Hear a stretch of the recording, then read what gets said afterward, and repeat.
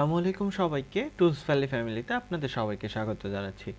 আজকের ভিডিওতে আমরা দেখানোর চেষ্টা করব যে শেয়ার্ড অ্যাকাউন্ট আসলে কি এবং এটা কিভাবে কাজ করে।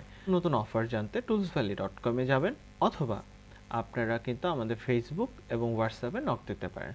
তো চলেন শুরু দেখায় আজকে যে আসলে শেয়ার্ড অ্যাকাউন্ট বলতে আমরা কি বুঝি।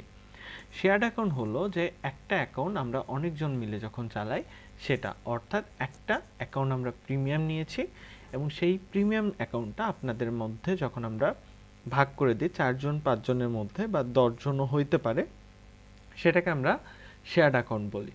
তো এটা আমরা কিভাবে অ্যাক্সেস নিব? সেক্ষেত্রে শেয়ার্ড অ্যাকাউন্টের ক্ষেত্রে আমরা মূলত যেটা করি যে আপনার ইমেলটা আপনি এখানে, আমরা যে ইমেলটা দেব সেটা এখানে বসাবেন।